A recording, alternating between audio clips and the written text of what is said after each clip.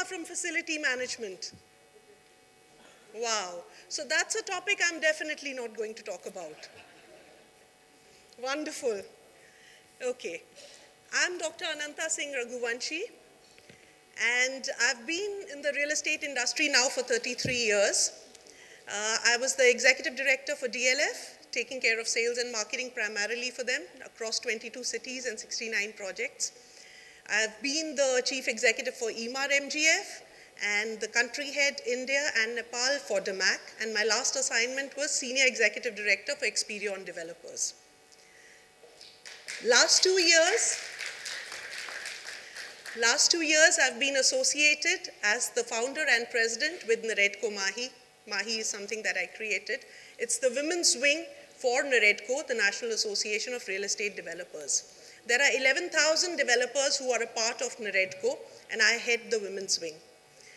The women's wing is working towards 4 causes, and all of you here in facilities management can help me with those 4 causes.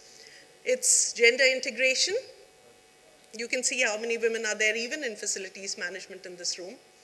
We're working towards water saving, and obviously ESG. I think all of you are the heads for ESG in your respective organizations. We are also working towards skilling in the sector. And of course, the 4th is a startup incubator by the name of Dolphin Tank, which we just launched last week, where we are helping women, prop tech, and all of that. But today, I have been tasked by Mohit Savi and of course Mr. Anurag Batra to talk about something called shift towards professionally managed shared accommodation. Shared accommodation.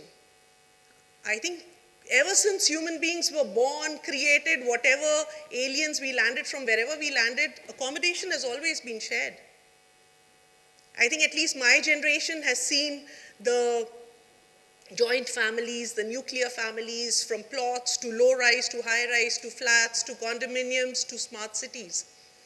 Accommodation has always been shared. So what's so unique about this generation and the shift towards professionally managed shared accommodation? Even professionally managed accommodation has also been there for decades.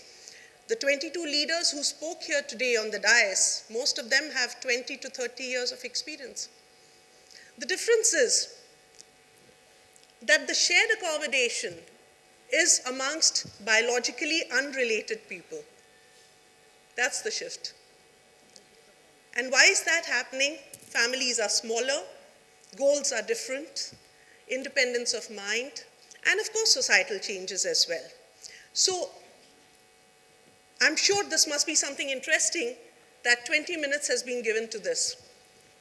There isn't something new that I'm going to be telling you, but just gather our thoughts around the shift that is happening.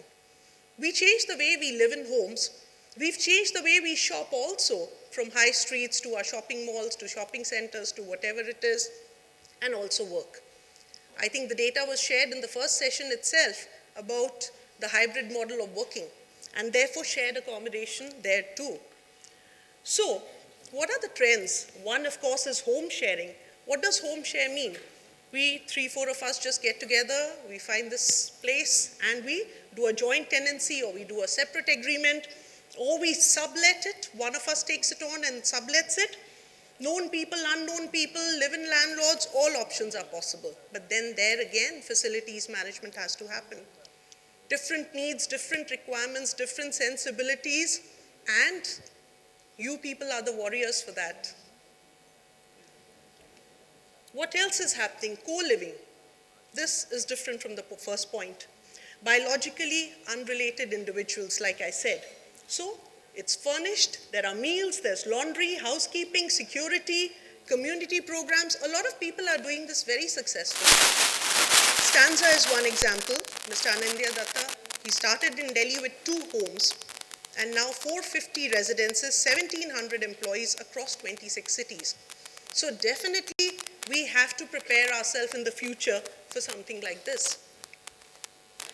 What else? Co-housing. When they say tearing down walls internally, intentionally, it is not the physical walls. It's the emotional and mental walls. So how many people here are from the army or in some way connected to the army? Wow. Ooh, Jai Hind. Excellent. So tearing down walls intentionally, a lot of people coming from different places co-housing together. Now, coho communities, they have some common hobby or interest. Maybe it's art or music or dance, or maybe just a startup idea that they are setting up together. They just decide to live together. That's it. That's what's keeping them together. And of course, there are a lot of single mothers also. In fact, in a lot of Scandinavian countries, there is a very interesting trend where co-housing is, what is bringing them together is the safety of their children, because they're single parents. So they share the creche, and that's their personal creche which they set up themselves. But at some point of time, when these things increase in numbers, and as the trend catches on, that's when you all will step in and bring about that change. So this is another thing that's happening. And of course, student housing, it has been going on, but it is still an untapped gold mine. From halls to single rooms to luxury housing. I know when my son was studying in the New York University, there was this hotel called New Yorker. So some floors of that were absolutely 7-star hotel accommodation, and then there were some floors, because that hotel had 3,000 rooms. There's no way it will always run at full occupancy. So some floors had been converted into student housing, and so many other things. So those are also trends which are catching up, where you have those things, and especially in university towns, and you can tap young professionals as well. Now, why am I talking to all of you about this? Because if you recollect in one of the panels earlier, and I think if I'm not wrong, it was Major Randhawa who spoke about it, how important and how effective it is for the facilities management heads to actually double up into various other roles, forward integration, whether it is sales, leasing, marketing, so much, because you have first-hand feedback. Also, you're the people who are making a difference.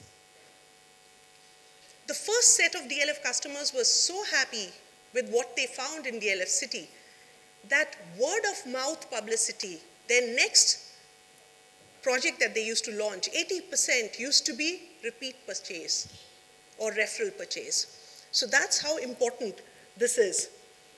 Now, trends today, I think for our generation, this is definitely going to be something which definitely cannot be ignored. Post-retirement, you don't want your whole day going in just managing a property. Even if you're in an apartment, plumber, electrician, this, that, and the other, silver separation, a lot of 50-plus couples are known to separate and to be living separately, whether it's under one roof or it is in different accommodations. Medical, physiotherapy, assisted living, nutritionist required, therapeutic games required, daily vital checkup. All of this, if you have your own personal employees here, whether it is an attendant or whether it is you slip in the washroom, there's nobody to take care of you, all these things are a reality. We are all living longer than what the previous generations did. Medical facility is available, and of course, everyone's into health and fitness. So all of these things is something that one needs, and therefore Antara, I'm sure you all are aware of, also Roshan Smriti by Dr. Chauhan in Noida. That's another beautiful facility which is offering all of this, and there are so many others. Now this needs a very different kind of facility management.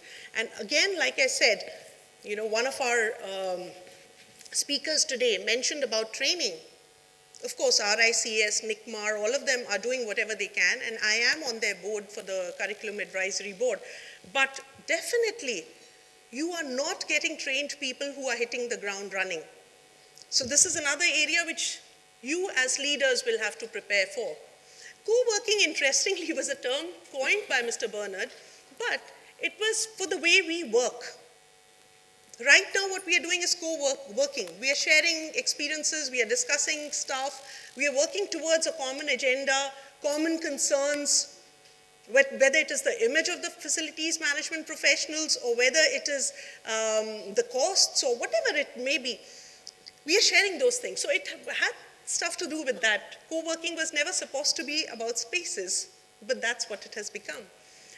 common infrastructure, receptionists, parcel acceptance, enhanced productivity, and of course work-life balance, because in mixed-use developments you have a gym right there, you may have a cinema, you may have a food court, you have the works, all of that. So co-working is definitely something which has caught on, and all of this is going to multiply many-fold in the times to come. Don't forget, a lot of us just have one baby or two babies. So definitely we do not know how things are. So much has changed in 3 decades. You cannot, like, again, I'm saying, just in the panel before, they said we are all experimenting, we are all learning. But the trend and the predictions are definitely towards that. Also storage, warehousing, this is also shared spaces. Safekeeping, I may be downsizing my house, but definitely I don't want to get rid of everything that I have. And therefore, what would I do? I may want to have a common storage pool where I keep my stuff, and when I need it, if I need it, I have access to it. Now, what are the benefits of shared spaces which are professionally managed? Professionally managed is what you all do, and you do it so well. Cost-effective rentals, lower utility costs, lower insurance amounts, lesser deposits, less notice period, and sometimes no lock-in.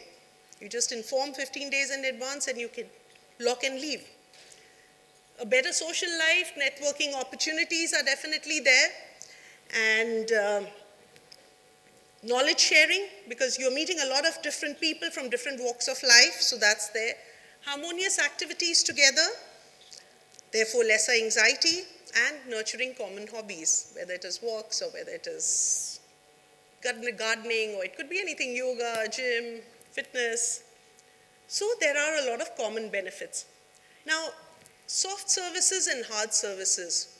This is something which we all have been doing in the past, and we have been doing it very well. Cushman has done it for 100 years across 60 countries. What is it that is going to get added to this? Now, this is the beginning, this is not the ending. Now, beyond facilities management, instead of being a trained resident manager, your person is going to actually be a chief ecosystem officer. How can a little kid running in the green areas just pick up a puppy which is lovingly coming to it and throw it off and cause it pain? How and why is this happening? Both parents are working, maybe grandparents are not there, maybe even servant is not there. So we kind of become ecosystem officers who actually have to take forward some values, some beliefs. There are so many people who are so bright, whom you're so proud of. You do testimonial advertising with them. You can always request them for evenings. When the kids can come to the common areas, congregating spaces, they can hear nice stories, learn nice things. Everybody wants to give back something to the society and make that difference. My request to all of you is identify those gems in your properties, whether it is office spaces, residences, senior living, whatever it is. Let knowledge, good qualities, good talent go down. We are not facilities managers. We have to be ecosystem officers. Own that space.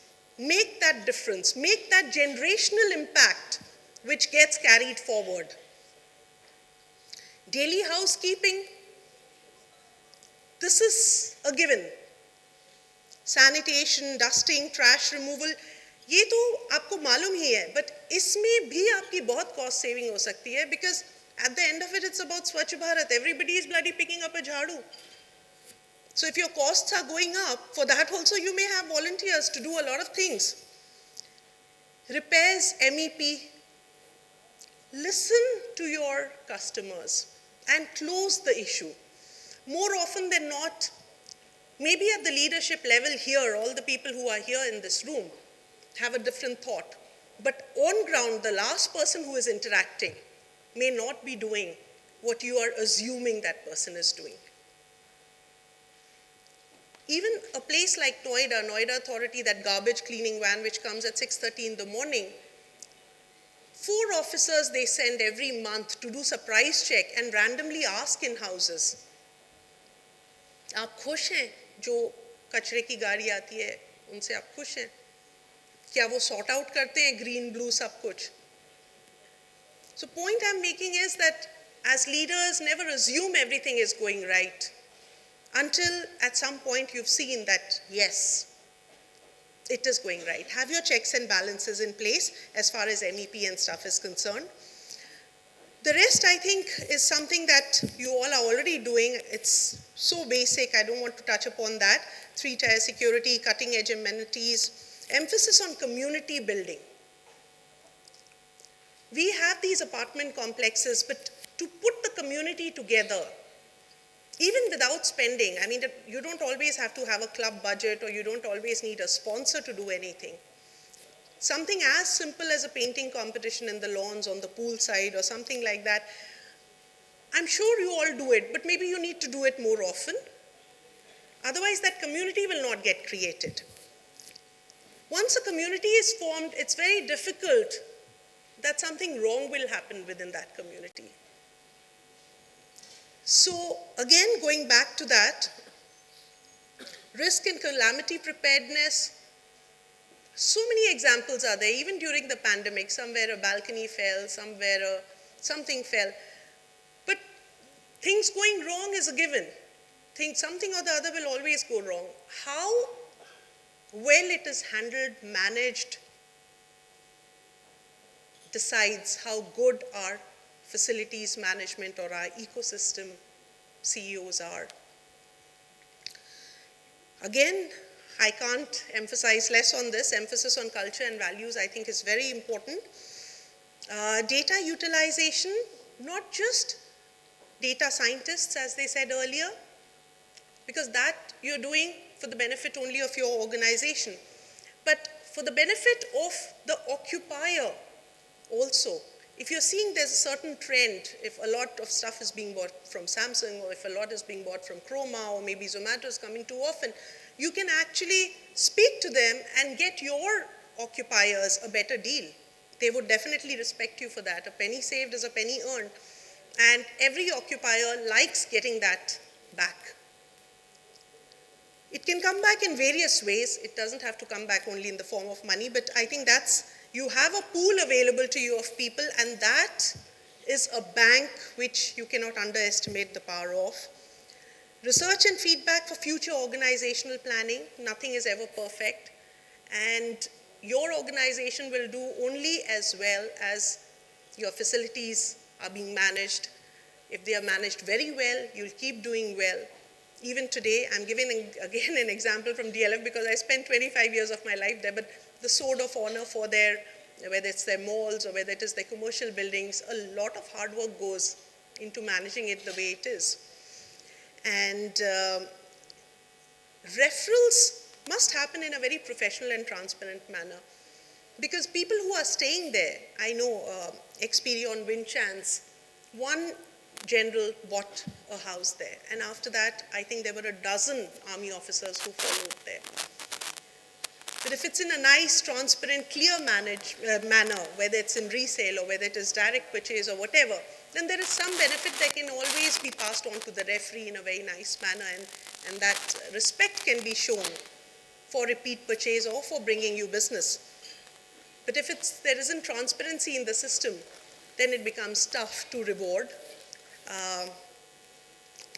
And beyond facilities management, I cannot tell you how delighted I was. This is the first facilities management conference that I have sat through from morning till afternoon, evening. And I was absolutely thrilled and delighted to listen to all the speakers and to know actually waste is being recycled, water saving initiatives are happening. And my request again, pro bono mentoring programs, they work very well. When I started Mahi, everybody was saying, what will they do? I collected 50 women who were absolutely brilliant subject matter experts in their area. They got 108 volunteers, and so much of work has happened in the last 2 years. If I start talking about it, I think the whole day will go. But that was all pro bono. And they all run their organizations, they work for corporates, but they definitely take out time to make that impact and make that difference. Communication should be very easy. A lot of times, the occupiers are lost in the first face that they see always. It has to go beyond that. And whether it is Regis or whether it's WeWork, it's very difficult for people to find their way up. There should be very easy communication, even if it's one-way communication, but yes. I think my time is up, and a lot of points have already been discussed, so that was me. But before I go down, I think I must mention a few things. Facilities managers are all facilitators. Yes, there's PPP, which is people, processes, and places, but it has to go beyond that. And Colonel Narang, definitely, I'm so proud that ICICI has an ESG head. And Mr. Kamal Satsangi, FM is definitely oxygen. And without that, I don't think any business or any developer can flourish for sure. And Mr. R.K. Bhatt, I was mighty impressed to know out of 80 megawatt usage, 30 is solar powered. So congratulations and a big round of applause, I think, for all of them. I think your doors must have a saying that this door will open only if the person who's walking in has a smile on his face. Some people do it, and you would know how effective your facilities management is. Thank you, and have a good evening.